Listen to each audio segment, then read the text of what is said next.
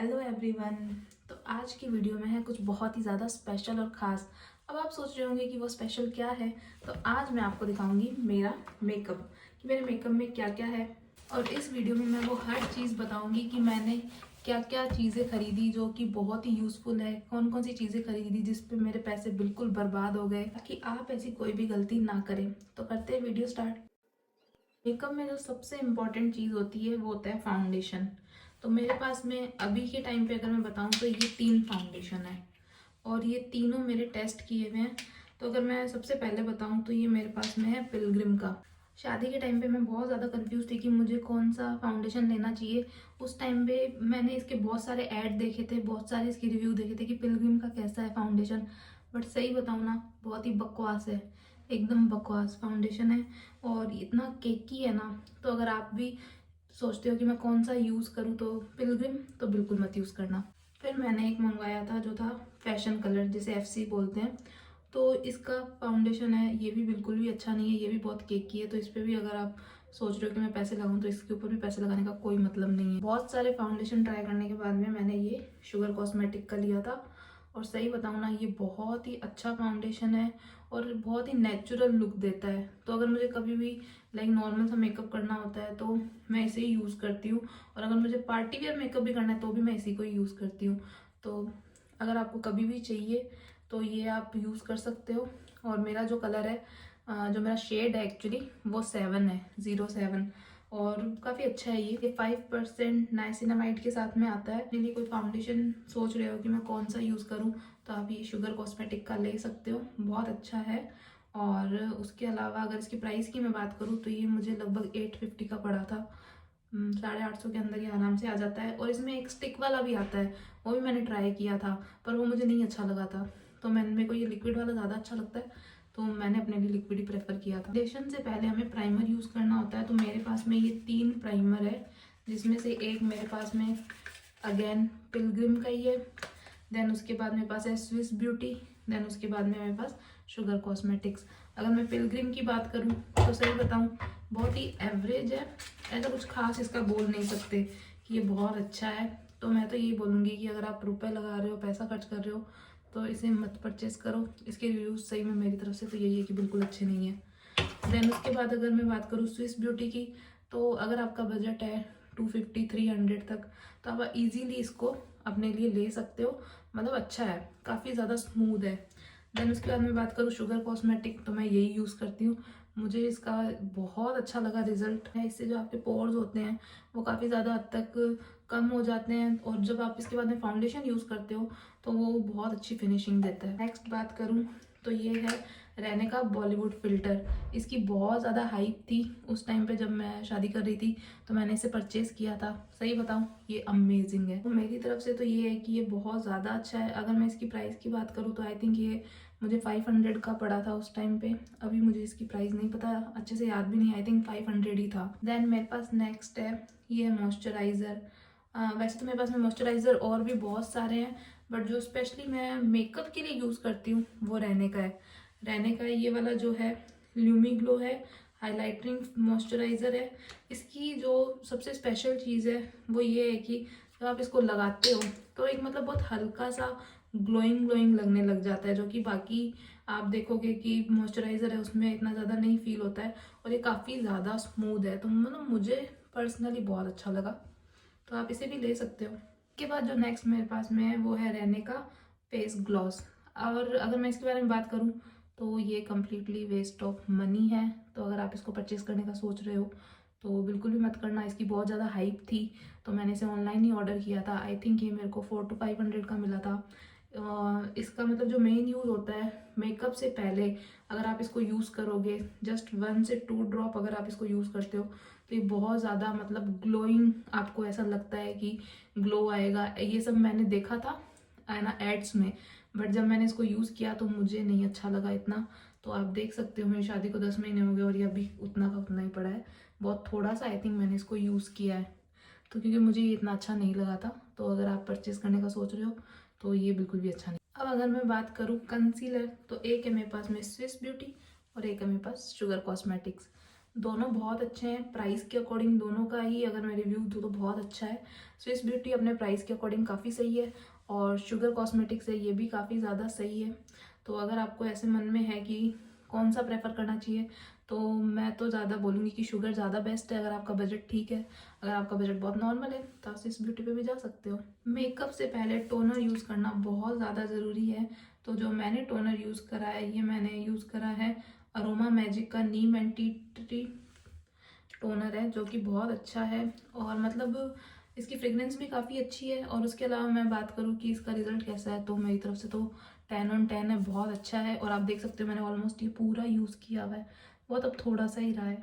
और जो मेरी स्किन है वो थोड़ी मतलब ऐसे कह सकते हैं कि बहुत ही सेंसिटिव स्किन होती है ना जिनकी, वो है। और बहुत जल्दी मुझे एक्ने हो जाते हैं, तो मुझे कुछ मतलब इस टाइप की चीज़ें चाहिए होती है जिससे मुझे एक्ने बहुत कम हो। मैं अगर मेकअप यूज़ करूँ तो भी मुझे एक्ने होते हैं, अगर मैं मेकअप ना यूज़ करूँ तो भी मुझे एक्ने होते ही हैं। सेंसिटिव स्किन होने की वजह से मैं मेकअप बहुत ही ज़्यादा सोच समझ के परचेज़ करती हूँ, इसीलिए ये सारे मैंने यूज़ किए हुए हैं। उसी के बेसिस में मैं आपको बता रही हूँ कि कौन से बेटर है और कौन से नहीं है। मैं बात करूँ कि मैं कौन सा सेटिंग पाउडर यूज़ करती हूँ तो वो भी मैं शुगर का ही यूज़ करती हूँ। आप देख सकते हैं मैंने इसको काफ़ी यूज़ किया हुआ है। स्प्रे कौन सा सबसे अच्छा रहेगा तो ये मेबलिन का न्यूयॉर्क फिट मी का है, जो कि बहुत अच्छा है और मैंने इसे भी काफ़ी ज़्यादा यूज़ किया हुआ है और मुझे इसके रिजल्ट्स अच्छे लगे। काफ़ी ज़्यादा मतलब देर तक हमारा मेकअप है वो स्टे करता है। तो अगर आप सोच रहे हो कि मैं कौन सा फिक्सिंग स्प्रे यूज़ करूँ तो आप फिट मी पे जा सकते हो, काफ़ी अच्छा है इसका रिजल्ट। सर्दियों का टाइम है तो मॉइस्चराइज़र या क्रीम तो चाहिए ही होती है।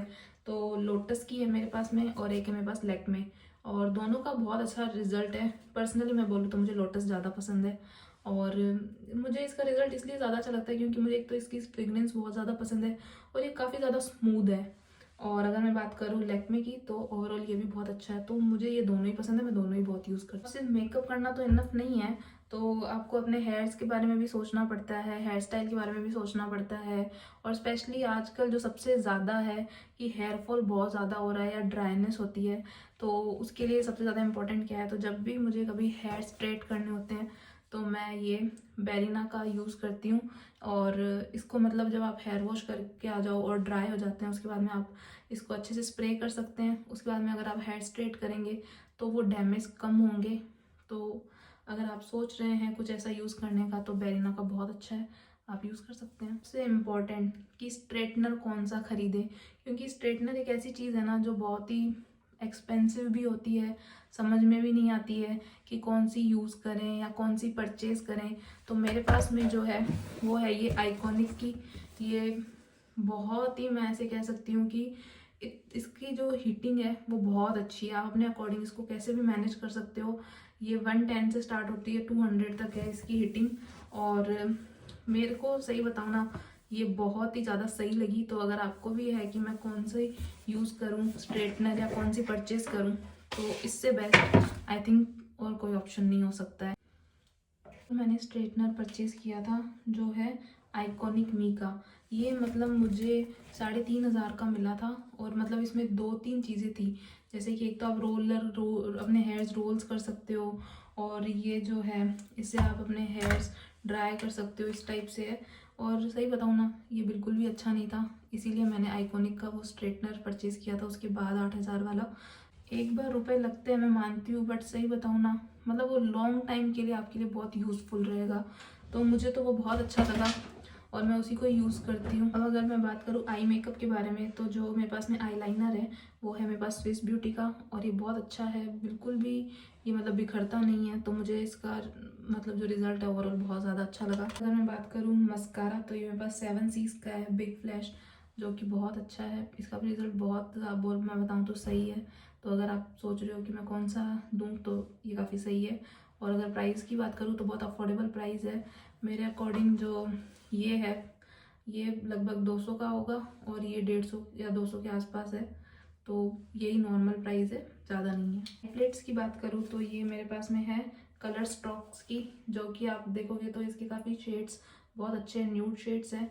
और नॉर्मली क्या होता है ना कि मुझे बहुत ज़्यादा वो डार्क शेड्स वगैरह अच्छे नहीं लगते और मैं यही शेड्स ज़्यादा यूज़ करती हूँ। 02 का शेड है और अगर मैं आपको इसके शेड्स दिखाऊं तो आप खुद भी बोलोगे कि बहुत अच्छे शेड्स हैं। नहीं, मुझे तो इसी टाइप के शेड्स पसंद है, तो अगर आप भी इस टाइप के शेड्स पसंद करते हो तो आप इसे ले सकते हो। ये भी ज़्यादा एक्सपेंसिव नहीं है, आई थिंक 400 के आसपास होगा।